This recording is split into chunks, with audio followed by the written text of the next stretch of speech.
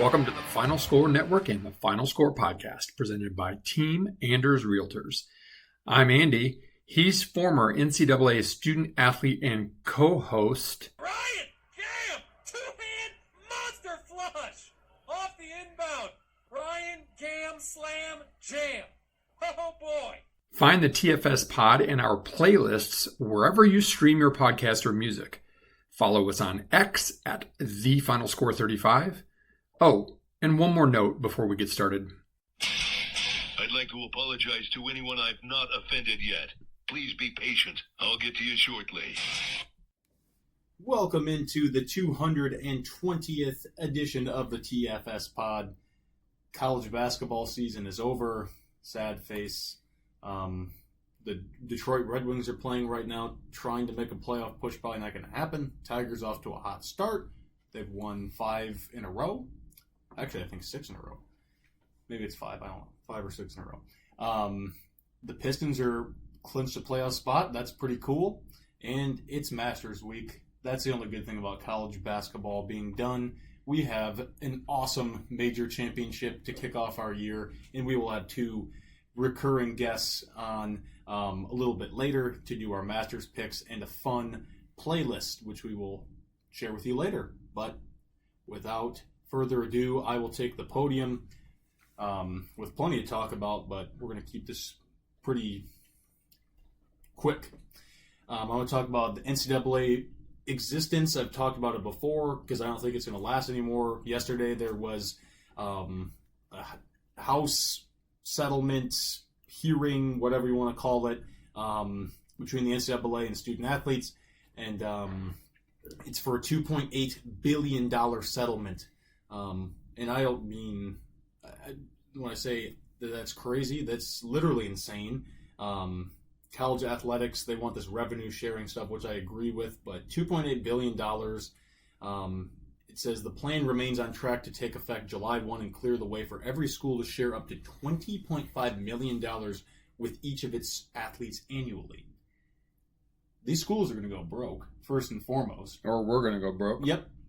Or people are just not going to be able to go. It's going to be for the rich. It's like the Super Bowl or the Final Four. It's going to be corporate. No one's going to be able to go anymore. They're going to raise the price for all these, Paramount, Peacock, all this stuff's going to go way up. And they raised the price at Michigan State for season tickets for the first time in 9 years and didn't really clearly tell us that we were also getting an increase in our seat license. So the fun already begins. Yeah. It's all part of the plan. And then, it'll cost more for everything.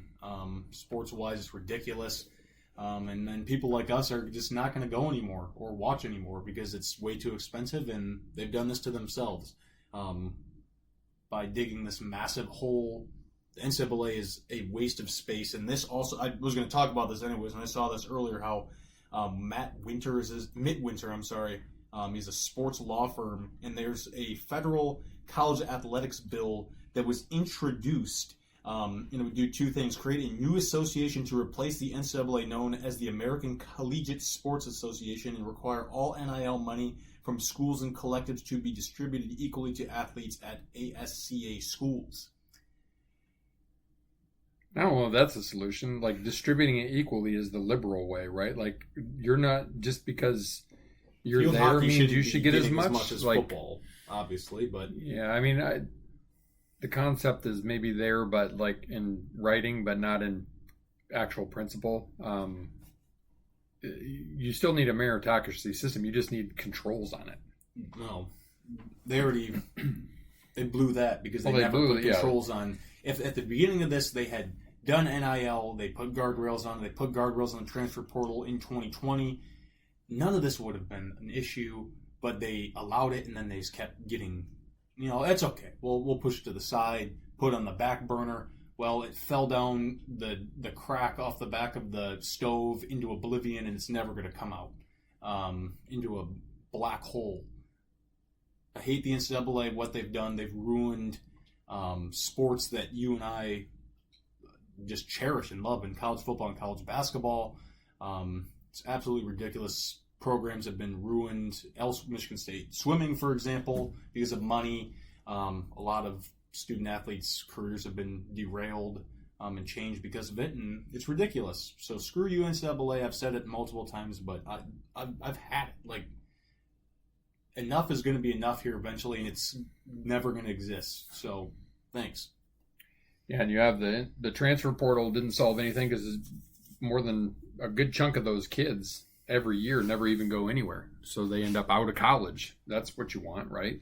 I mean, college isn't for everybody. I'm not suggesting everybody has to go to college. The trades and such are actually a really good option for people, but yeah, it's ridiculous. So I could have gone a few different ways for my podium. Obviously, lots going on in the world. We're going to talk about basketball here in a little bit. We're going to talk about Michigan State here in a little bit. So I thought I'd give my podium to something Ryan and I very rarely talk about on this podcast, which is the Detroit Tigers. We'll mention, in passing, or obviously last fall when they made a run and it was pretty epic. But here we are in April. Tigers are 7-4. As Ryan said, they've won 5 in a row. They've taken the first 2 from the Yankees. Shut them out today at Copa. Hit 3 home runs. They're actually hitting. They're getting good pitching. And the reason I bring it up is because I've been honestly pining for the Tigers to be good again. Like they were, late 2000s, early 2000 teens when they had that stacked roster, when they were when I was a kid and went 35-5 to start in 1984, when they made the playoffs in 1987. Summer is fun in Michigan when obviously we can play golf all the time, but when the Tigers can fill the void, when so many years, and not just recently, but over the years, there have been stretches where they're just horrible to watch, and baseball's horrible to watch. But, some of the changes in baseball to quicken the pace of the game, the fact that the Tigers, even though they didn't go spend outlandishly, they're kind of riding on their young team that they had, and they've got some good young guys on the roster. If they can stay healthy, maybe find a bat here or there, maybe find, somebody to kind of plug a hole where they have it. It could be a good season. The AL Central is not very good, so the Tigers don't even have to be great to potentially make the playoffs. And it would, I think about how fun it was last year when they went on that tear in August and September to make the playoffs. Wouldn't it be great if they were in contention from April? I might even invest a little bit in FanDuel now, which was Bally's, which was Fox Sports, which was past Sports Detroit, where I did my internship in college. Although that's expensive, I will tell you that. I'm probably going to use my FanDuel account to get my 3 free months, and then we'll listen to it on the radio after that. But anyway, fun times, exciting times that the Tigers are off to a good start. Let's hope that they can kind of sustain and they don't do the reverse of last year where they start hot and then they fizzle. Because the Tigers could carry us a little bit more on the podcast than just golf if the Tigers are good. And then, I, again, vowed off of the NBA a long time ago, don't give two what's about the Pistons. Glad they're doing well for the city of Detroit, but not going to pay attention to that, so Ryan's going to have to carry that flag. And hopefully the Wings can slide their way in, because hockey playoffs are unlike anything else. It's been 9 years since Detroit's made the playoffs, and they're up 1-0 right now in the second against 9 years since the Red Wings have made the playoffs? 9 years. That is crazy. That's like the run they had in the 80s and early 90s when Stevie Y was young in his career, until about the mid-90s when they started to get good and went on their tear. So let's hope that that they can get in tune. It can be a 4-4 year for the Tigers, Lions, Pistons, and that would be Red Wings. That would be pretty crazy. All right. That is our tee up, or our podium this week. We move to our tee up. Did we talk about Freak Bag Matt Weiss? I'm sure we have. A couple weeks. We might have briefly directly mentioned it. Mm-hmm. If we didn't,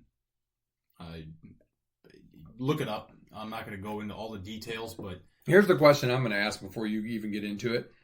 How is this any less egregious and disgusting than Nassar, than Sandusky, than the doctor thing at Michigan that never really saw the light of day, that the doctor thing at Ohio State that barely saw the light of day, and minus Penn State, who took it on the chin, maybe literally and figuratively, but in this case, not going down that road. You could see them going after Michigan State, like the whole Nassar thing, but who's calling Michigan out on what Ryan's about to talk about? Nobody. Meanwhile, Michigan State gets a violation for some recruiting thing, right? Under Tucker. Yeah. That just came out too. Obviously didn't do shit because Michigan State didn't get any good recruits, really. Mm-hmm. A couple good transfers, and that was about it. But yet, that's making the news, but this isn't. So go ahead. Yeah, Matt Weiss, Michigan coach, former Michigan coach, was arrested for computer crimes in 2022, and it came out about a few weeks ago that he had a bunch of inappropriate things on his computer. That's all I'm going to say. Explicit sexual things. From student athletes' private accounts, right? Hacking computers. There were more than 2,000 student athletes and other students as well. Just absolutely despicable. This man was employed for a long time. Try this guy in Idaho, where now the child molesters can face the firing squad. Yeah, Idaho is my new favorite state. Just absolutely disgusting. And he just came out.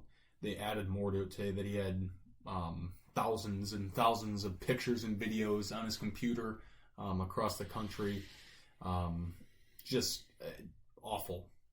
This guy should be thrown in prison for the rest of his life. Hopefully he'll be beaten senselessly for that, because there's no place for that stuff in this world.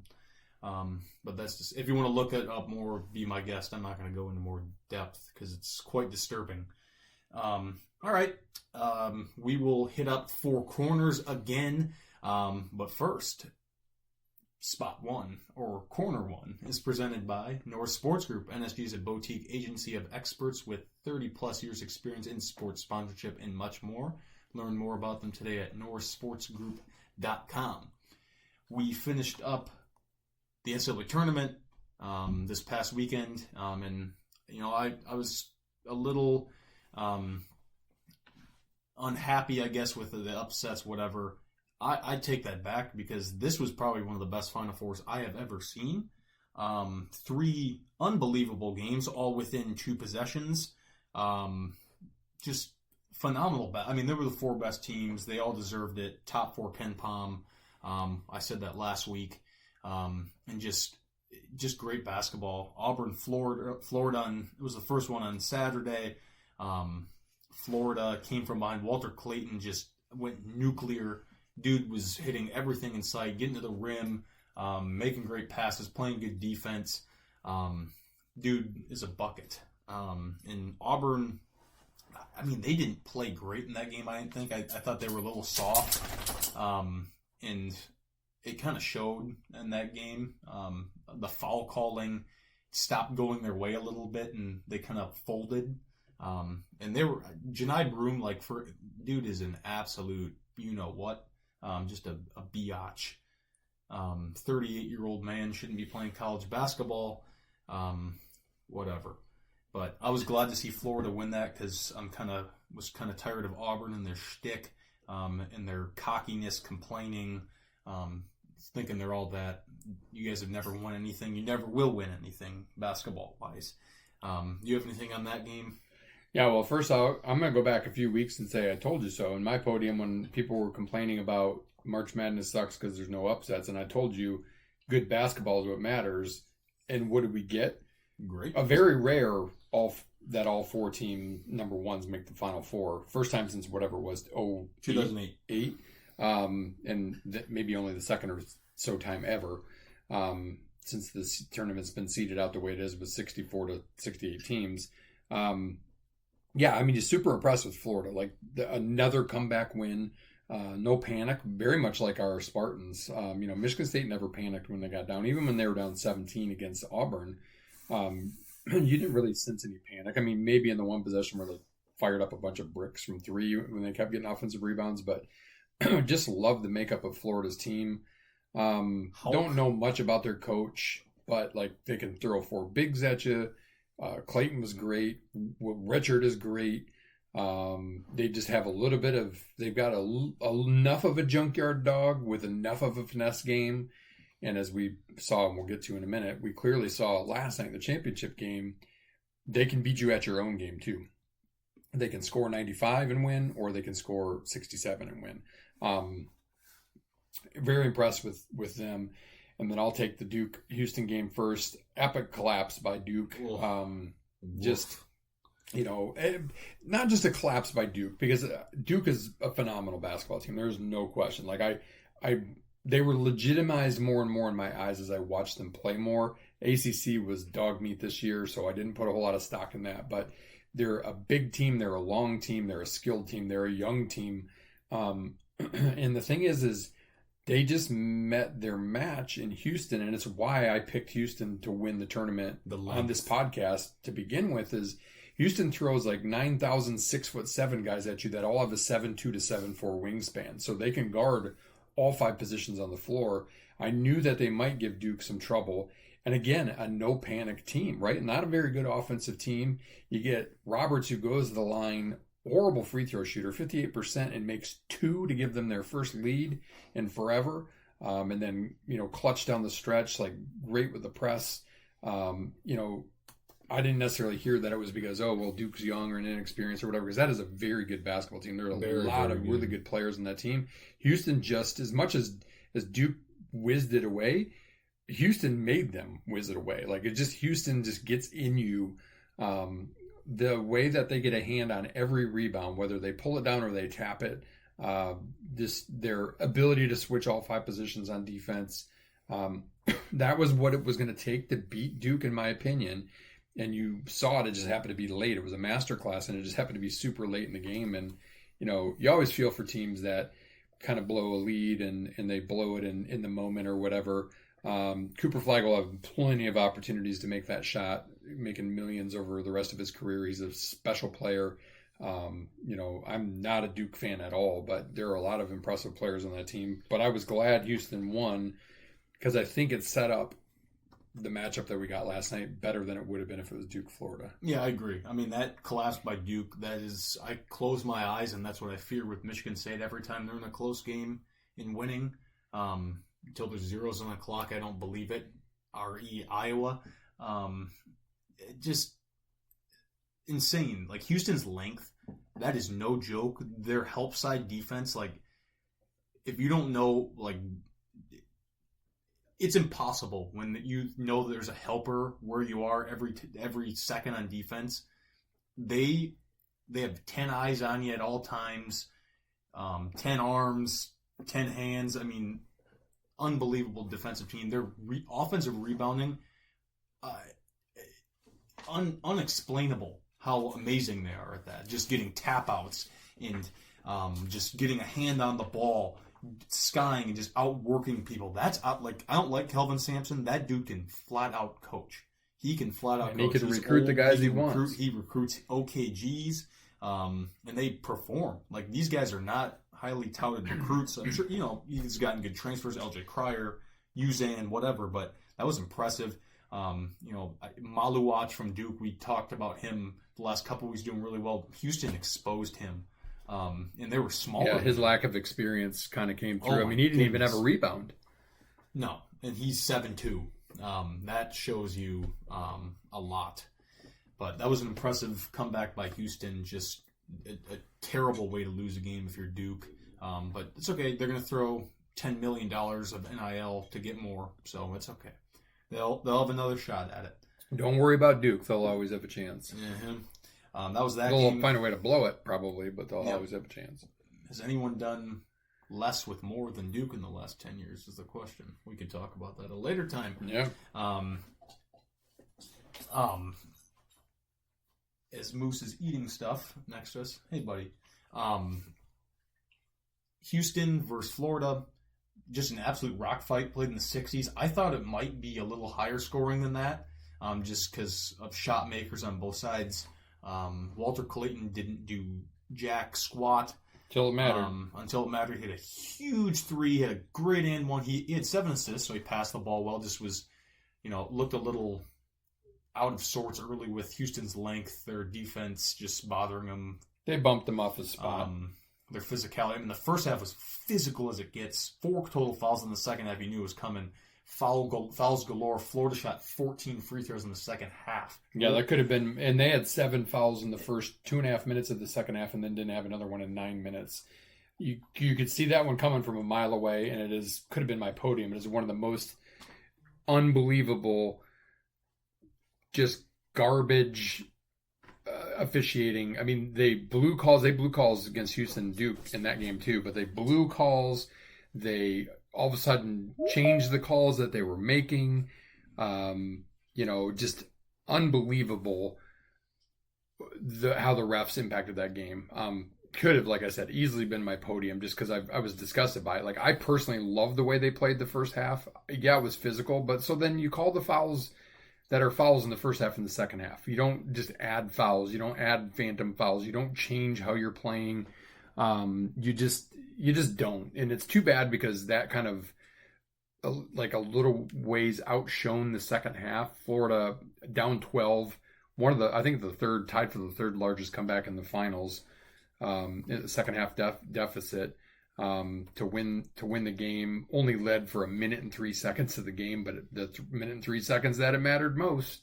When Clayton choked, Will Richard held them in the game. He was clutch, and then Clayton came on strong at the end.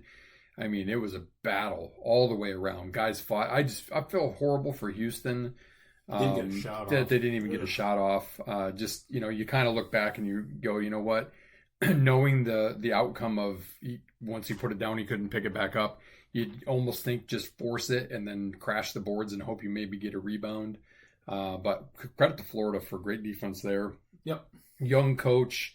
A lot of people are anti-Sampson. I get it. The cheating at Indiana. I was talking about this with a guy at work today. We're talking about text messages. Like, are you telling me that way worse hasn't been done by guys like Will Wade and Bruce Pearl and at Kansas and so on and so forth? I don't know. He told Judd stories before the game. He's, Judd GA. I was rooting for Houston. Love their style. They remind me of kind of the Bad Boys Pistons. I mean, not necessarily in their physical makeup, but the way they play the game. And I always loved that in the 80s. So unbelievable. We got what we wanted. 2 great Final Four games, a great final game. Proof that you can have 4 number 1 seeds and have an amazing tournament. Yep, absolutely. So what a season it was. All right, let's get to our second spot / corner. We'll do state of state really quick. You already touched on it football-wise. Michigan State under NCAA investigation. I think it was self-reported from what I can tell. And it was Mel Tucker and the former GM recruiting guy. Was only there for a year back in, I think it was in 2022. This was happening.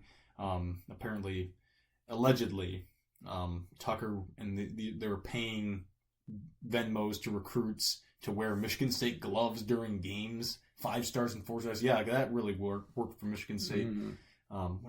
We're going to pay somebody who's probably not going to come here. That's just dumb to begin with. The biggest. I mean, we already know he's an idiot, but good lord. Just not good. Michigan State football did a scrimmage this weekend. I've heard good things about the offensive line. Everyone's talking good about the receivers. Childs is getting better. New quarterbacks coach was his coach at Oregon State, so he loves that. Hopefully, we'll keep hearing positives. And Michigan State can have a solid 2025 and keep getting better. That would be awesome. Basketball wise, Xavier Booker going to UCLA. Don't get that one bit. It's a chance for UCLA, I guess. They're just taking a flyer, I guess. But goes from one program where he couldn't see the floor because of his defense to another one that preaches defense. Yeah, so it doesn't make a whole lot of Doesn't sense. make sense. Jace Richardson entered the draft today to no surprise. A little bit of a surprise to me. No, I told you. I didn't. I thought, especially with Holloman leaving, that he wouldn't. And let it be known after the pod last week, Ryan nailed the amount of departures. And the one thing I wanted to say, I thought about this as a podium, is I get it. We're all, because we have high expectations for Michigan State basketball, a little bit of doom and gloom, like, oh my gosh, what are we going to do? We lost, 3 seniors, Akins, who was the leading scorer. He lost Jace, who was the second leading scorer and arguably the best player for the last half of the year. He lost Holloman, who at least was a scoring threat and a good point guard. What are we going to do? The sky is falling. I get it. We're not hitting the portal as hard as people want, so we think. It's not, at least it's not public. I refuse to panic because Izzo for 30 years has built teams how he wants to build them. And I'm going to remind us all as Michigan State fans, we sat here last year with Tyson leaving and Malik Hall leaving and hoping that AJ would go. 90% of our leading scoring out the window. with all those guys departing, what are we going to do? Is Aikens going to be able to carry the torch? Who's going to step up? Who's going to step up? Who's going to step up? Look what happened. 30-7, one of Izzo's better seasons really in a long time, minus 2020, 2019, 2020. And I'm not here to sound the alarm quite yet. Do we need to fill the roster? Yep. Do we need to also expect and trust that the coaches are going to develop the players that they have and go after the right guys that will fit the program? Yep. So I withhold judgment. We'll talk next fall when we know what we've got. For now, I'm not going to be one of those skies falling guys. I wish Jace nothing but the best. I wish he would have come back. I thought it couldn't hurt him to come back, but I totally get him leaving. Holloman, just a money grab. Same with Booker, but we knew Booker would go. Holloman was the one surprise. So, you know what? We'll see what we got on the roster. We'll see what we got coming in, and I'm not going to worry about it from there. Yeah. Hopefully Michigan State ponies up the cash because they ain't getting anyone of use if they're not going to pay at least some money. Yeah, that's all I'm going to say. They are going to have to do that. That's for sure. I don't know if they can do it, but that's spot 2. And then I'll do this quick word from our presenting sponsor. Team Andrews Realty will help you find the home that fits your wants and needs, and they make the process simple and fun along the way. The Andrews have served thousands of clients for 30-plus years in the West Michigan area, and they're here to serve you today. Learn more at teamandrews.com. Corner 3, with our Masters preview, 2 very special guests, recurring guests 4 times last year, Chrisapalooza, Mitchapalooza, longtime listeners, many-time callers. They're back. We are excited to have them both on, as they're both very in tune with the game of golf and good friends of ours. So we are excited to have both of you on. And Mitch has got his peach color on, drinking some bourbon. Chris has been to the Masters a few times, so you guys know what it's all about, and we love it. So welcome back on, gentlemen. Thank you. Excited to be here and to go through the Masters field with you again. Thanks for having us. Yeah. I wanted to start this with a quick, I saw this on Golf Digest earlier, and I thought this was extremely interesting before we do our picks and talk about guys. The title of this article is 18 Unique Trends That Predict Masters Success. Trends 1 through 4, Masters experience. 45 of the last 45 winners had played in at least one previous Masters tournament. 26 of the last 27 winners made the cut at the Masters the year before they won. 25 of the last 27 winners had finished 30th or better in a previous Masters tournament. 21 of the 26 winners had played in at least 3 previous Masters before their win. That's pretty crazy. There's a pretty long list of guys that have done that. So if you want to take a look at the article, it'll name all the people. Probably be good for betting, and it gets even more into the nitty-gritty here. Numbers 5 through 7 say, do you know that winning feeling? 14 of the last 16 winners had at least 4 previous career PGA Tour wins, and 14 of the last 16 winners had won a tournament on U.S. soil within the 2 years leading up to their Masters win. 13 of the last 15 winners had finished in the top 6 of a major tournament within the 2 years leading up to their Masters win. Players who fit that: Harman, Koepka, DeChambeau, Matsuyama, Day, McIlroy, Henley, Scheffler, Finau, Hovland, Schauffele. Pretty good list. 8 through 11, current tee to green form is vital. 13 of the last 13 winners had gained at least 18 total strokes tee to green in the 4 events prior to their Masters win. 15 of the last 15 winners ranked inside the top 30 in strokes gained tee to green in the year leading up to their Masters win. 15 of the last 15 winners had finished 35th or better in their previous start before the Masters. 14 of the last 15 winners had at least one top 8 finish in the 7 events prior to the Masters. And then number 12 is bombs away. 15 of the last 16 winners ranked inside the top 15 driving distance in the year leading up to their Masters win. And then 13 and 14, feasting on the par 5s is a necessity. 13 of the last 15 winners ranked inside the top 40 in par 5 scoring in the year leading up to their Masters win. 13 of the last 16 winners ranked inside the top 40 and going for the green percentage in their year leading up to the Masters win. Trend 15, tight sloping lies bring out the best short gamers. 11 of the last 12 winners had gained at least 0.25 strokes per round around the green in the 16 rounds prior to their Masters win. That's a pretty long list of guys there as well. And then number 16, elite putter not required. 15 of the last 17 winners ranked outside the top 50 in strokes gained putting in the year leading up to the Masters win. That's Pretty shocking. surprising, actually. Augusta, yeah. With the green being so difficult there. That's a long list of guys that can do that. Holy cow. In trend 17, this is not a long shot season. 23 of the last 25 winners were ranked inside the top 30 in the world golf rankings. And last, but certainly not least, back-to-back green jackets is a rare feat. 57 of the last 60 winners did not win the Masters the year before. This is all code for Ryan did his homework. I didn't. I just read an article. That's not But- homework. I I'm gonna think act what like I this wrote all shows that is down. what this really shows is what we all know. If you're going to win in Augusta, you got to have experience. So you got to play there before because you got to know the greens and you got to know where to be and where not to be. Right. That's Yep. right. And then there's a premium on distance. Talked about the top 50 in driving distance and feasting on the par fives. So Mhm. you got to be able to hit the ball a long ways. And then you got to know the ups and downs and where to be. You can do those things and put it together in the right week. You're going to go home with a green jacket. That's right. Love that. Mitch, you have any comments on that? It's the classic debate. You know, we talk all the time that Augusta's the one place where a guy, solely based on experience, can quote unquote find it, right? Because of the way the course plays, the consistency of the course year over year, the tribal knowledge that gets passed down from generation to generation. And then that versus who is truly playing the best right now.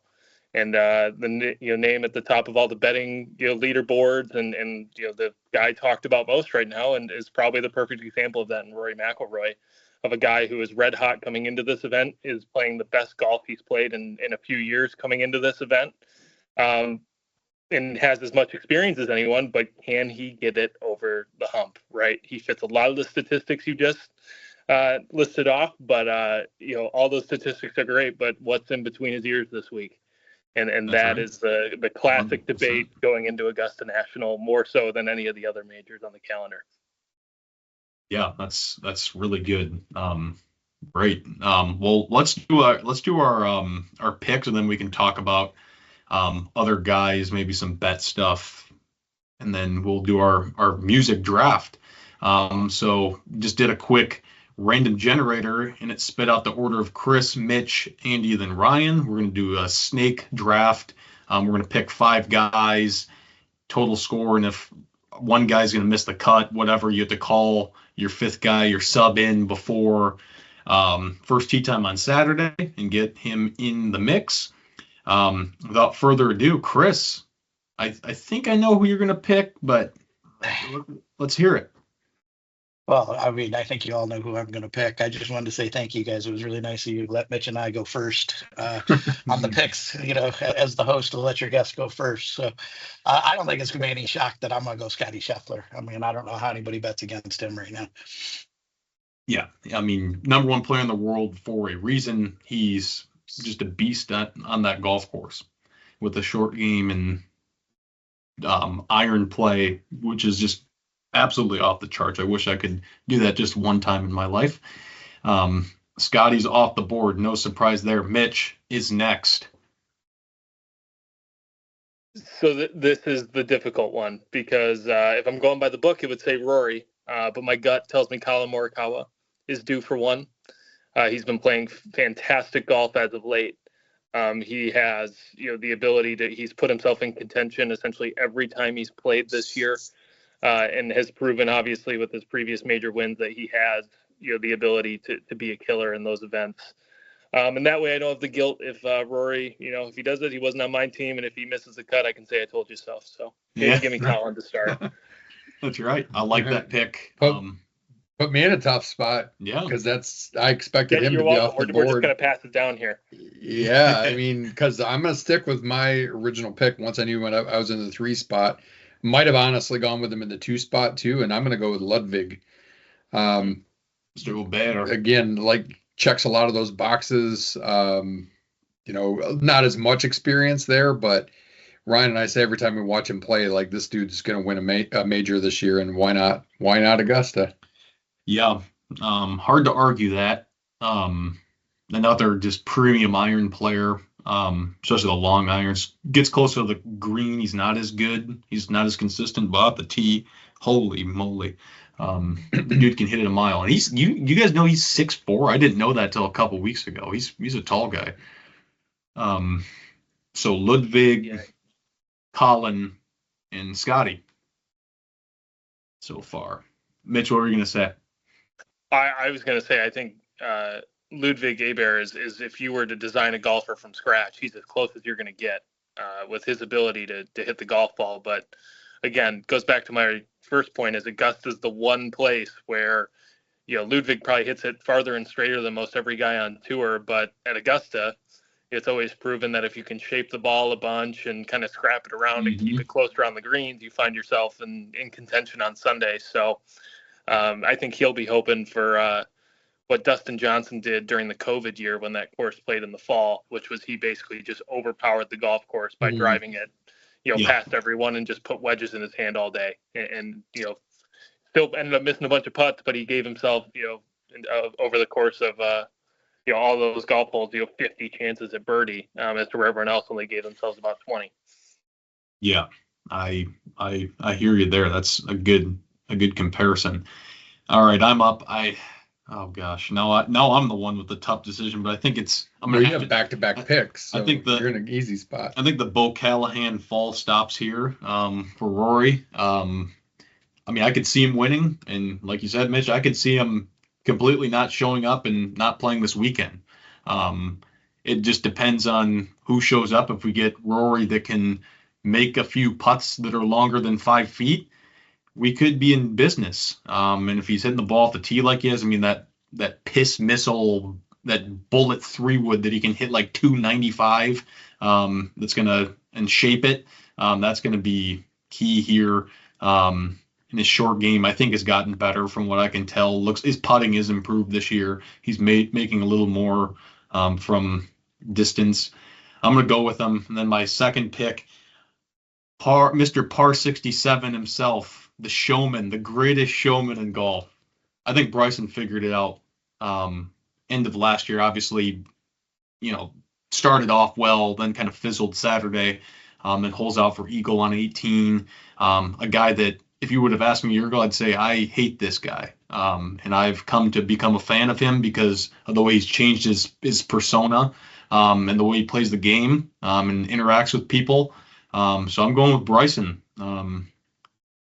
That'd be cool if he could get it done, do well. Also wouldn't be surprised if he was feast or famine here, but I like his game. He's played pretty decent lately on LIV. That's obviously not the same as the PGA Tour, but his driving and his short game is pretty solid. So I'll go with the Bry man.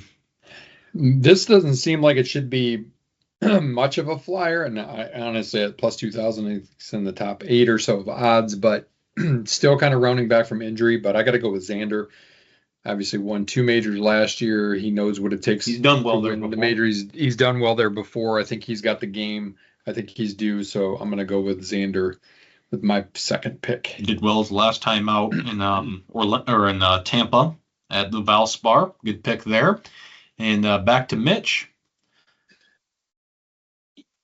I'll take the other big name on the board in the top half of the betting odds. Give me Jon Rahm. The guy has proven he has the ability at Augusta to get the job done. And sure, his form has been as inconsistent as ever over the last calendar year, but he seems to be rounding it into form again on LIV. It's shorter tournaments, but competitive golf is competitive golf. And you look at all the majors, and the LIV guys seem to be doing just fine because they have time to prepare. And why not for Jon Rahm to get if Jon Rahm feels like he has something to prove, that's a very scary version of him. And Yes. I will hope that he is extra motivated to be in the last couple groups there on Sunday. It'd be fun if he was, because he's fun to watch when he gets hot. Yeah. Chris, back-to-back picks for you. All right. So we got obviously a lot of the big names off the board, but and I'll admit I don't follow Liv a whole lot. So I'm going to go with Brooks Koepka because he always competes well at majors. So unless I've missed that he's injured or something's Nope. going on. Played decent last week, I think, on Liv, from what I heard. Yeah. So I think, he always competes in these big tournaments. He's kind of got that Tiger mentality of it's all about the majors. So I would expect him to at least play well. And then with my next pick, I'll take a little bit of a flyer, but somebody who's played well here in the past. I'm going to go with Zalatoris. Oh, I like that. Willie Z. So he's coming back from injury, but he lit it up when he was healthy and played there before. So see if it's a place that's special to him, and he puts a little something together this week. I like it. That's a good pick. Back to Mitch. So my team needs an injection of vibes. They need some good energy. They need maybe an A+ TikTok or social media post. And how could you not pick Dr. Chipinski? I like it. But Lil Woozy. We can name all the nicknames, but he, him and Ludwig to me are two of the most interesting guys in this field, mostly just due to the fact that they can genuinely, without looking like an alien like Bryson does sometimes, can distance-wise put themselves ahead of the field. With the way that they can legitimately just put wedges in their hand for a bulk of those holes where other guys are hitting irons. And, Minwoo Lee finally got over the hump on the PGA Tour a couple weeks back. And, through everything has kind of just been sort of rolling in confidence. So why not? Yeah, I like that pick a lot. He's playing really good golf, and he's fun. It's a good combination. All right, I'm going to go with a guy won a couple weeks ago, admittedly fighting his swing the whole time. Interesting. But has played well at the Masters as well, more than once, and that's Victor Hovland. Dresses like shit, but plays well. You see what he's wearing today? He was wearing some weird sweater. It was crazy. All right, I like it. All right, I got back-to-back here. I'm going to go with just a very low-key, steady guy that won also about a month back, and that's Russell Henley, putting together a really nice season. He's a guy from the South. He's pretty accurate around the greens. He's very good. I like that going into Augusta. My last pick. Where do I want to go? All right, screw it. I'm going to do it. I like his form. He's played really well all year. He has not gotten over the hump. His track record at Augusta the last 2 years has been just awful. Namely, finishing last year with 7 over in the last 3 holes to miss the cut. Justin Thomas. I think he's due. It's been almost 3 years since he's won an event. He's been right there after a rough 2023. He came back last year, did a little better. This year's been really good, been in contention a lot. And his short game has also been pretty hot. So I think that's going to continue. Wouldn't be surprised to see him up there. My team is the feast or famine train. Yeah, I was looking at him too. So he's not necessarily bad choice. He is what he is. When he's hot, he's obviously won 2 majors. He's won FedEx Cup. He's great. But I'm picking this guy not based on the fact that I think he's going to win, because he hasn't won a PGA Tour event yet, but he always plays well in Augusta, and that's Tommy Fleetwood. Plays well in majors. Mm-hmm. So I'm banking on him to get me a top 10. Not a win, but a top 10. I like the pick. That's an excellent one. Oh boy. There's a name left here that has been talked about by Lefty, by Mr. Phil Mickelson. That's of intrigue. So might as well give him a shot. Joaquin Neiman has been playing some phenomenal golf as Got of late. pretty good odds, plus 3,000. Yeah, he's on a bit of a tear, and again on the not well publicized Live Tour, but he has been on a tear playing competitive golf as of late. And talk about a guy that's a true shot shaper. He fits that bill. Now, granted, he's playing, going into this week with more pressure probably from his peers than he's ever had. But sometimes that makes diamonds. So I'll hope for that. Good pick. Good sneaky pick. And Chris, back with his fourth and then his substitution. Well, I think there's a big name left on the list that used to be a fan favorite before he departed for the Live Tour, and that's going to be Mr. Cam Smith. Mm-hmm. Yep. I debated him. Short game king. Like it. That's a good Again, pick. these live guys are hard because I just don't follow. I have no idea how they're playing. Because I could care less about that. Oh, and then where to go for this last pick? Let's see. I think for the last one, we'll take a bit of a flyer. We'll go with Mr. Matt Fitzpatrick. Ooh. Fitz. All right. And that's Chris's team. All right. And then back to Mitch. So I'm going to go with a name that I was reading CBS Sports earlier, and they picked this guy to win. And I will go for a southpaw.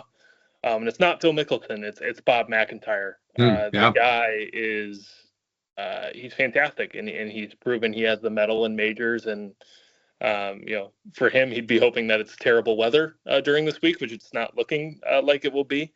But even then, he has proven he has a lot of talent around the greens. And if his putter gets hot, he can very quickly stay in the mix and then make a charge on Sunday.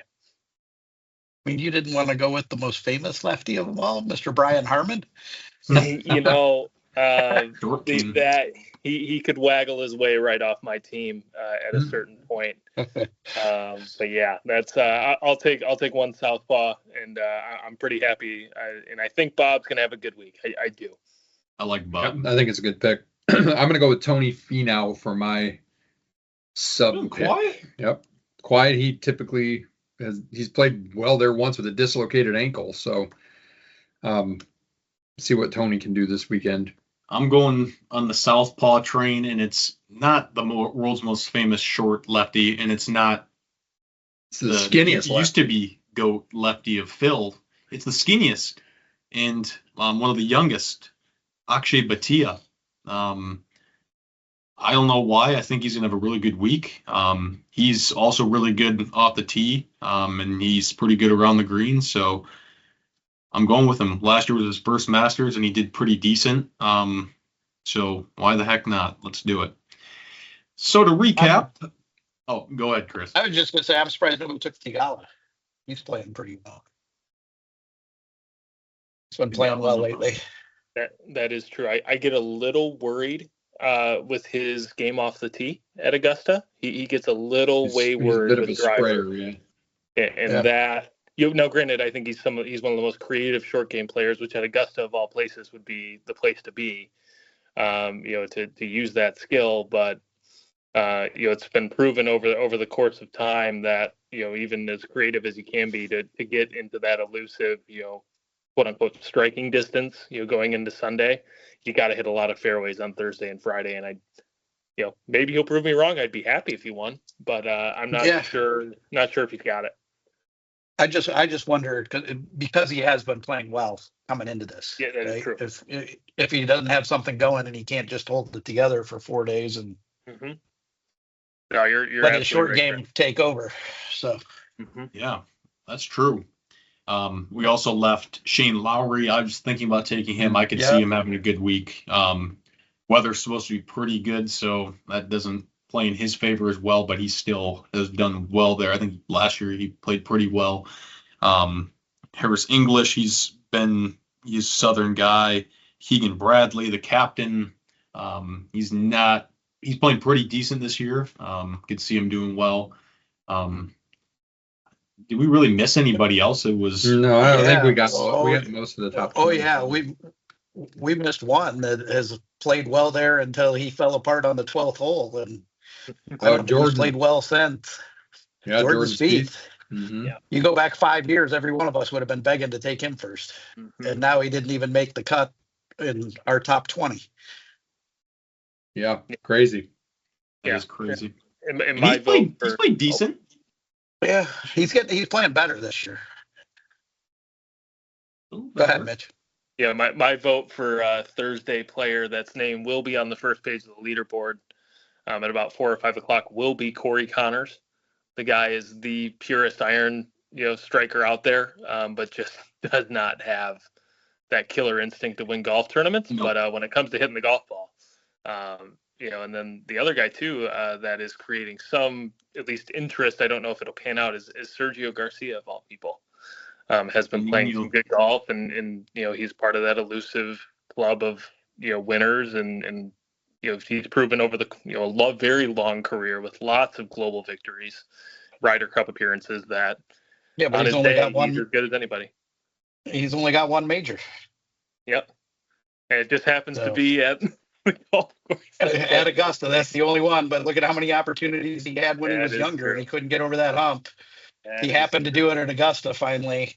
I don't know if those skeletons come back out, and if he gets in the lead, if they don't bite him again. Definitely. How do you want to do DFL? Go Go the same 1 to 5 order or 1 to 4 order, or go back? yeah, we can just do Chris can go first. Yeah, That's Chris, fine. go ahead. Give us your Well, DFL. yeah, I previewed that. I'll go Jose Maria Olazabal. All right. So we're agreeing you got to make the cut and be last. You got to So make the cut, right? You can't because, just shoot 85 and miss the weekend. right. Got Because how is that fair when you get DFL because you missed the Yeah. cut and you finished at +7, and the poor sucker who made the cut finishes at +82.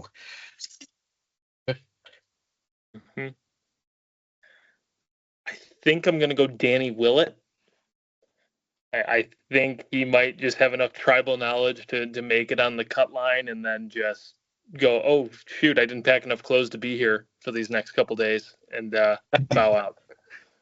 I'm right on the same money line, plus 75,000 behind you. I'm going Zach Johnson. Oh, I hate that. Maybe he'll miss a drive or two again and inadvertently tow it off of the tee marker like he has in the past. Give us a little entertainment. It's funny. I'm gonna go. Oh man. Let's see. I liked all your picks. I'm gonna go Short King Brian Harmon. Coming off of a victory. Yeah, I could see that. I thought about Max Homa too. Caddy He ain't gonna split. make the cut, so it doesn't matter. He's been a wreck lately. Since last year at the Masters, he's been Mhm. awful. Just awful. What do you guys think of Patrick Reed? What do you think of? He's been playing well apparently on I Live. hope he falls into Ray's Creek. I don't like that guy, but he's played well there. He's a But- first day guy, to Mitch's point, like a guy that's 4 or 5 o'clock. He's probably going to be on the top 5, top 7 of the leaderboard. Patrick Reed. Oh no, you guys got to go back to like the mid '90s. There was a guy named John Houston that always led Thursday, sometimes Friday. Oh, I at remember. Augusta, Yeah, I like, remember.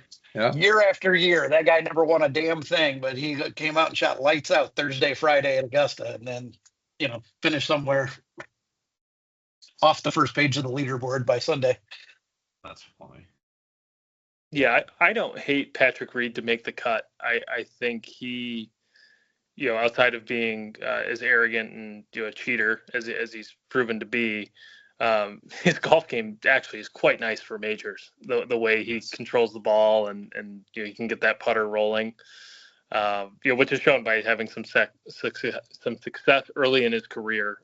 But yeah, as of late, I mean, I don't think he's used to having more than 15 people watching him, and I think half those people are his family at this point. So, Does he even have 15 people that like him? Such a punchable face. Yeah, that's an over/under. I would be curious to send out to some people. 6 plus minus 6. That's my number on the over/under of people who actually like him, right. including he himself and him. I was going to say, you got to count how many members are in his family, and then Yeah, his family doesn't like him, I don't I think think. he alienated his Yeah. family. Yeah. He's got a wife, Good guy. if she's still around, and that's about it. Yeah, he's interesting to say the least. Last thing I'll say, does Phil make the cut? He played well last I week, think he's right? going to play well. I don't know why. I would guess so. Again, I'm not watching any live, so I don't know how he's playing, but he's got the experience, he's got the knowledge. So He does. He's a creepy guy though now. Holy moly. Yeah, Okay. I think Phil makes the cut, and I think comfortably makes the cut. I don't know if he'll have the legs for Saturday and Sunday, but I mean, he still hits the ball. He's still in that top 15-20% of driving distance, and he still is magic around the greens, even, and probably will be magic around the greens till he's in his mid to late 80s, right?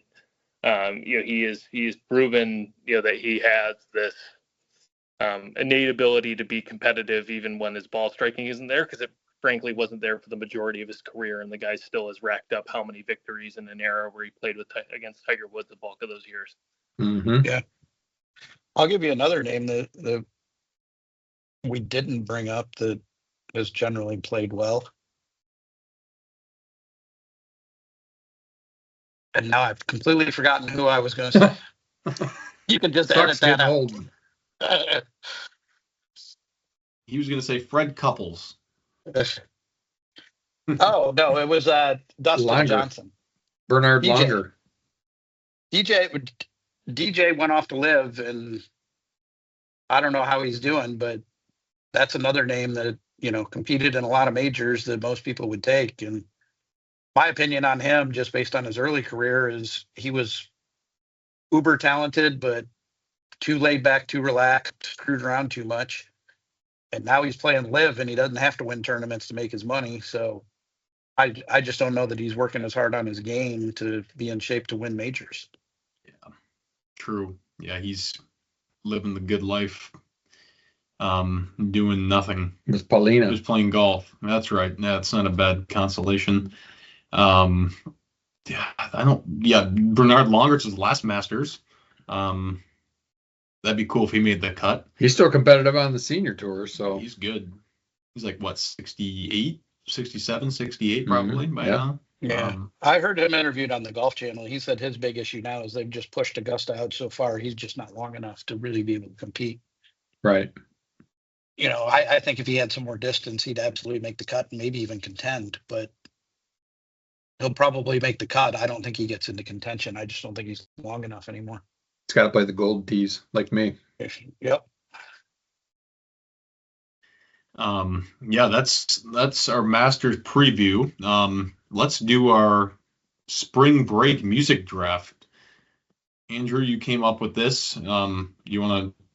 How are we doing this? Are we doing 10 songs? Like, what are we doing? Yeah, we just usually rotate it around, and we can keep the same order if we want. Pick 10 songs, and if one of your songs was picked, just come up with a backup. Like I came up with my list. I came up with my list for all 4 of our majors playlist like months ago. So I've got like 16 songs on my list. No, I just listen to music all the time, so I'm always thinking, ooh, what would I want to put on a playlist? So we can go in the same order. If you're ready to go. Yeah, that's fine. I'm gonna start out with a little "Summer of '69" by Bryan Adams.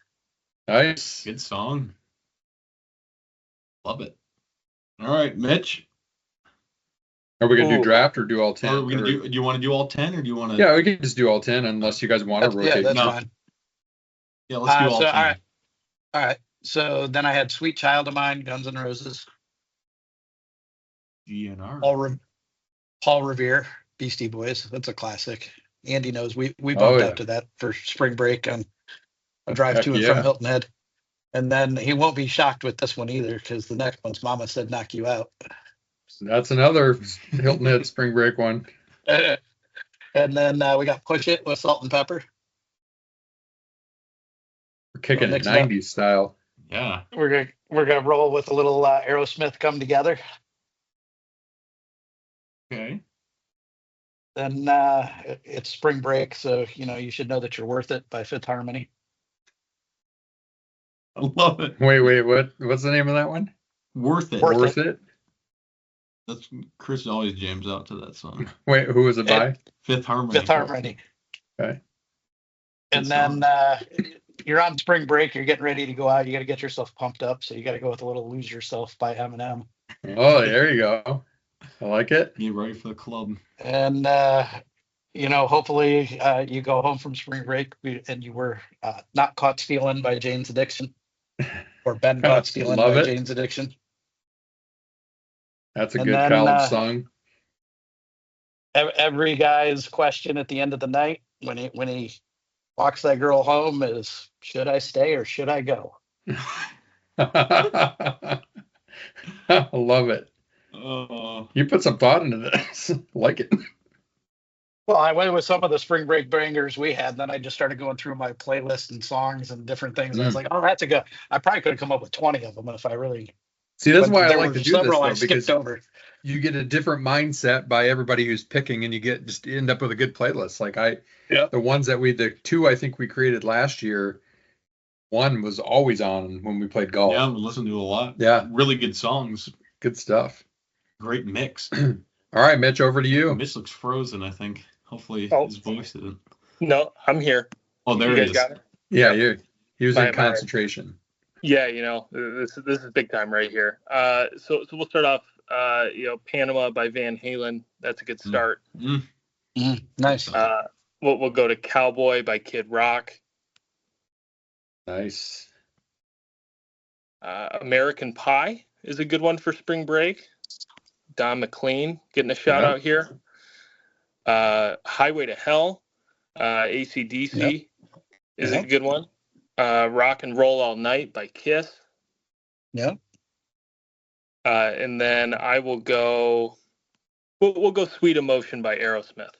Oh, and good sort one. of round out some of my classics, and then to jump into the 2000s and on. We'll do the song "Phone Numbers" by Dominic Fike is a good one. Ryan will appreciate these next couple here. We'll do "Parking Lot" by DJ Mustard and Travis Scott. DJ Mustard. Yep. Yep, exactly. Well done. Then we'll do "Not Like Us" by Kendrick Lamar. Great. And then we'll do "Burn" by Kanye West and Ty Dolla $ign, and this is before he left his latest wife. So it's it's going to be a good song. And so that leaves me with two left, right? That's 10. You can give me two bonus tracks though. Go all for right, it. I'll give you one more, and that's "Acting Up" by Tommy Richmond. I like it. None of mine have been taken yet. I bet yours will, Dad, but Yeah. I love it. Well, no, only a couple of mine have gone so far. So I'm saying you're going to take some of mine. Oh, probably. All right. I went a little more country in my bag this time around for spring break. These are the ones I listen to when we're on the beach. I got a little Toes, Zach Brown Band. I did have Panama as my second pick, so that's off the chart. So for my second pick, I'm going to go Cruise, a little Florida Georgia Line and Nelly version. This will throw it a little bit back, Chris, a little bit more our style age, Miami, Will Smith. Great song. And I'm going to go One Margarita, Luke Bryan. Beachin', Jake Owens. Jake Owen. Staying on the country theme, Somewhere on a Beach, Dierks Bentley. And I got a little Pour Some Sugar on Me, Def Leppard. That might be what you say to somebody at the end of the night. Volcano, Jimmy Buffett. All right. And I'm going to throw another LL Cool J in there. I'm going to go Going Back to Cali. Yeah. That's a good And one. we blew the speakers out on that one. Yeah, that's a great one. I like that. Fantastic. Okay. You took a couple of mine. I'll tell you the ones of mine that you took. Actually, my first three, Toes by Zach Brown Band. You took that one Margarita, and Volcano. I'll stick with Jimmy B. Margaritaville. Just reminds me of sitting on a beach drinking a cold one. It's a good one. Beers and Sunshine by Darius Rucker.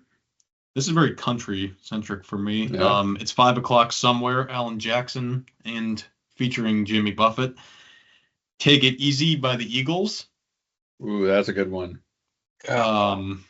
Escape by Rupert Holmes. Yeah, Pina Colada song. Yep, very good. How many is that? 4, 5? 5, yep. Drink in My Hand by Eric Church. Good Vibrations by the Beach Boys. Nice. Good Vibrations. Castaway by Zach Brown Band. Had to get one of those in there. And then we will go I Ain't Worried by One Republic. What's that? 7, 5, 6? Hold on, I'm trying to keep up with typing. 1, 2, 3, 4, 5, 6, 7. That's 9. 9. We'll go with my last one. I'll do a little rap one, throwback for Chris and you. Walk This Way by Aerosmith and Run DMC. Yes, Nice. That's an excellent one. That's a good playlist. I think that's $1 million. That's gonna be it's gonna be. I had some of my other ones that didn't get picked: Surfer Girl, Beach Boys, Knee Deep, Zach Brown Band, My House, Flo Rida, and Girls, Beastie Boys. Nice. This will be a heck of a list. I'll get this thing built and put out there. I had one I thought of as we were going through it that I should have added. Glory Days by Bruce Springsteen. Ooh, that's another good one. Yeah. Kickstart My Heart, Motley Crue. Yeah. Yep. I think I put that one on another playlist though. Yeah. So just so you guys know, for the rest of the season, I don't know if let me find them here a second. I never said. So the next one for the PGA will be top 10 best songs to play on the golf course. Before the U.S. Open, it'll be top 10 favorite songs, your personal favorite songs of all time, because the U.S. Open is the best major. And then for the Open, top 10 songs by British bands. Oh, that's tough. So I might be out on that one. I don't know. I have to look up besides the Beatles. Well, I had to do a little. Well, you got like Queen, Elton John, Led Zeppelin, Pink Floyd. Just throw there's Wonderwall by the Oasis Police. on repeat. Oasis, The Police. Wonderwall. Yeah. Yeah, they're out there. It's just I don't often think about. Yeah, you don't think about it by where they're non-American, from. right? Like when you Right. start really going through, it's like, oh yeah, but when you said it, I'm like, I know like 2. I just figured we had to go. We may all have the same songs for that one. Yeah, We might. All right.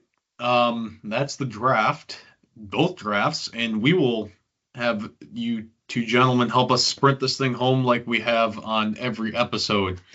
Sprint question number 1, we'll do the same order as we did for our picks. Top senior finisher in the Masters this week. I got to go with who we talked about. Let's go Bernhard Langer.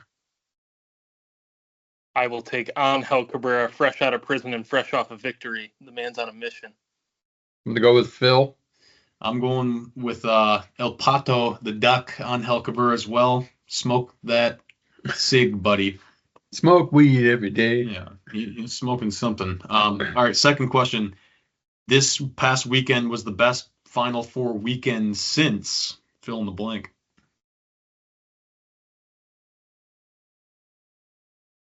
I mean, I'll just take the 2000 Michigan State championship season because we won the whole thing. So I'll say that it was the best since then. All right, I like it. Wow. That's a great question. I mean, I would probably go back to 2019. Part of that's the Spartan bias there, but yeah, that was as good That was of a college good one. basketball as you could have asked for there. That was a good one. How about you? I'm going to go with Chris. I mean, it's hard to beat the last Big Ten team to win a Natty, 2000, Michigan State. In terms of the actual like competitiveness of the Final Four, yeah, I mean, 2019, Mitch, you're right. Like that was a really good one, just because Michigan State, Texas Tech was a rock fight. Virginia obviously had to come back against Virginia, Auburn. was crazy. Tech, Virginia was Tech, Virginia was crazy. So that was a good one. We've had some good Final Fours lately, and I mean, not the best championship game because it's kind of like the anti-ending to Villanova, North Carolina, but that one still sticks to mind as probably the best ending, where North Carolina hits the acrobatic three and then Villanova hits the buzzer beater. I mean, that was unreal. But in terms of total Final Four, I got to go back to 2000 because that's the last time Spartans won it. I'm gonna go sneaky. A few years ago, 2022, Kansas Villanova was a good one, and then Duke in Carolina, right? A's last game, that was crazy. Carolina got the dub, and then that championship game, Carolina was up huge, and Kansas came back in the second half and won a very close game. Even though I hated 3 of the 4 teams in that Final Four, it was a really good one. Chris, you could probably you have the best knowledge to answer this question, but if you were to sit on one hole for one day at Augusta and watch, what hole would it be? It's going to be where I always sat and would continue to sit. It's the back of 16 green. When you understand the layout of the golf course, the reason for that is you get there first thing when the rope drops. You walk as quickly as possible because you can't run, and drop your chair at 16 green, and then you walk up the hill behind you to 5 green, and there's grandstands, and you can sit on 5 green and watch pretty much everybody come through, and move back down to your chair and sit on 16 and watch everybody come through at the end of the day. Other people are going to tell you Amen Corner, but Amen Corner is a hike to get to from the gate. It's all grandstands. It's a complete zoo. It's actually, honestly, to me, I've sat up there. It's harder to see things than what you think. So I really like 16. I would sit on 18 in a heartbeat, but unless you know somebody and have a bunch of money or something, I don't know. There's always chairs there. I've been the first one through the ropes and walked by 18 with 350 chairs already out. It's like, well, I guess I'm not going to bother with that. So. Good choice. Mitch? Yeah, never have been. My dad, had a chance to go for a couple years in a row back when I was a child. But yeah, I would be tough pressed right now. With not having been there. Amen Corner is fantastic. But I think an underrated golf hole I would enjoy watching the guys play is I would enjoy being on the back of 2 green, getting to see the players play into that hole. Would be pretty cool. And then I believe if you turn around, you got a couple other, tee shots and greens that you could probably get a look at. But hole 2 fascinates me and ends up being a critical, it's very early in the round, but if guys can walk away with an eagle there, or if they make a bogey on Sunday, it can sometimes, make or break the champion. Like that. Yeah, I mean, I having not been there, but I didn't necessarily know what backed up to 16, but I would have gone with 16 as well. Just like the theater that's there, the drama that's there, especially on Sunday. It seems like there's somebody that's always coming close to a hole-in-one, or obviously Tiger's great shot was there, so that's probably where I'd go too. Yeah, I'd say 16 as well. Chris has the cheat code. And last but certainly not least, in honor of the champions dinner tonight, what would your dessert be for your champions dinner? Oh man, that's a tough one. I would probably go with some sort of like a molten lava cake, chocolate molten lava cake, something like that. I like that. Sounds good. Mitch? I'm going to shout out my mom on this. She makes a homemade carrot cake that is absolutely to die for. So yeah, after probably an incredible surf and turf dinner, that I would pick a nice slice of carrot cake would be pretty good. Love that. I'll tell you, it's hard to argue with Scotty's choice of the warm chocolate chip cookie skillet. Yeah, that is true. It's pretty dang good. And not that I would take it from Applebee's, but a sneaky good dessert I haven't had in forever is the maple walnut blondie from Applebee's. I wouldn't have Applebee's serve it, but it's like kind of the same idea, right? It's like a maple flavored brownie with walnuts in it, in a skillet with vanilla ice cream and like maple sauce. Oh, so good. Give yourself credit. You're the Masters champion. You're working with the chef at Augusta National. Like, he's not going to go buy 100 of these different, blondie things. And, He'd figure it out. And try them all out and make you something that's way better than what Applebee's was putting out. I'm sure he would. All right, I'm going with what Scotty did. That's chocolate chip cookie skillet. Oh my gosh, hard to beat that. That's one of the best. I don't care who makes it. I'll eat it. All right. That is our 220th episode. Just a fantastic and just fun hour. We hope you all enjoyed as much as we did. Always fun to do this. I'm happy to do it 3 more times here next 3 months with our 2 great guests and mailbag extraordinaires, Mitch and Chris. So thank you guys for coming on. We appreciate it. We appreciate you and your support of this pod for many, many years, and your continual support. So thanks, guys. And everyone enjoy watching the Masters. We're looking forward to it. It's going to be great. Good thing my boss will be out Friday, because I'm going to have my phone on the Masters all day when I'm working. So listening and peeking at it. So. And to close it out in the meantime, as Chichi Rodriguez, 14 times Masters competitor, once said, the first time I played the Masters, I was so nervous. I drank a bottle of rum before I teed off.